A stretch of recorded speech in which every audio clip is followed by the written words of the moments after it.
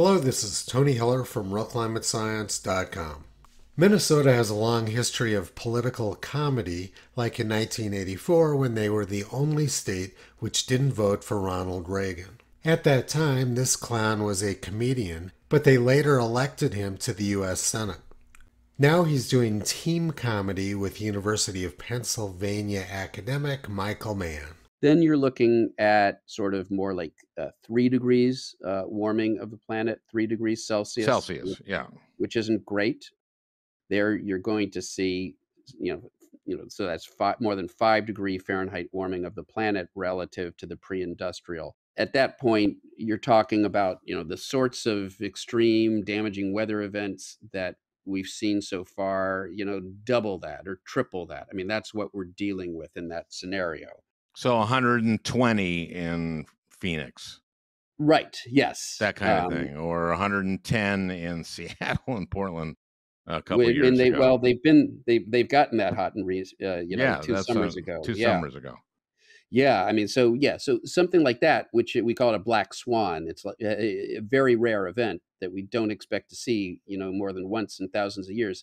Those quote unquote black swans become, pigeons. They become ubiquitous. Michael Mann says that if we don't do something, Phoenix, Arizona is going to reach 120 degrees. Let's take a look at what the National Weather Service has to say about that. Phoenix hasn't been over 120 degrees since 1995, and their hottest temperature occurred in 1990.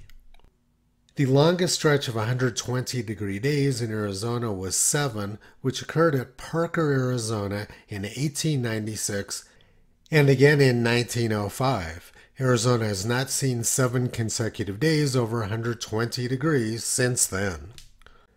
Besides the record heat of 1896 in Arizona, that year brought a global heat wave and drought which killed tens of millions of people. 1896 may also have been the worst year for tornadoes in U.S. history.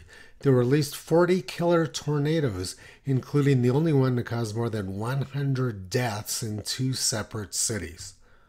Now let's take a look at the year 1913, which according to Michael Mann was one of the coldest years of the last millennium. On July 10, 1913, California set the world's record temperature of 134 degrees Fahrenheit, and they had 3 days over 130 degrees that week.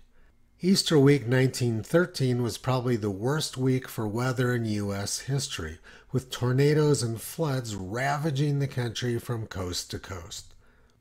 Al Franken thinks his kids and grandkids are going to burn up unless we do something about the climate.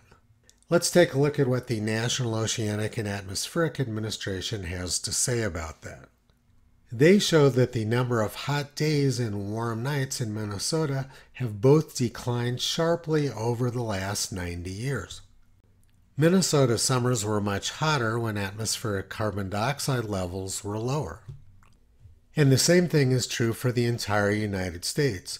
The frequency of days over 95 degrees Fahrenheit or 35 degrees Celsius is down almost 50% since the 1930s.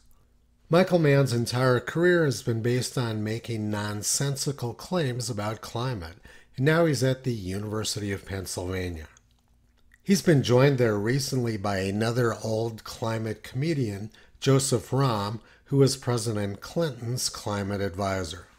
I could write an entire book about Joseph Romm's nonsensical climate claims, but this one was one of my favorites. He said it was so hot in Oklahoma that streetlights were melting.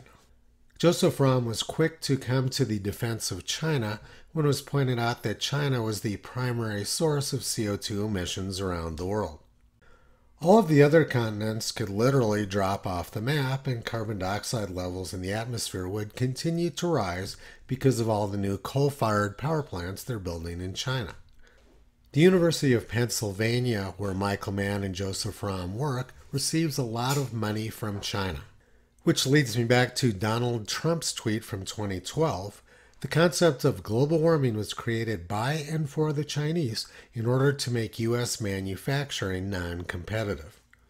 We already had lots of old climate comedians, but a new one has joined them from the Vatican. Similar to his predecessors from the 16th century, the Pope believes that humans are at the center of the climate universe. And the Los Angeles Times agrees with him. World leaders have a moral imperative to abandon fossil fuels. Which reminds me of 50 years ago when Los Angeles did not have enough fossil fuels to go around. People waited in line for hours to fill up their cars. Apparently, the Los Angeles Times thinks that this is morally correct. If the supply of fossil fuels got completely cut off, Los Angeles would degenerate into a Mad Max-like state in a matter of hours. I doubt that either climate comedians Al Franken or Michael Mann have the skills to survive that sort of environment.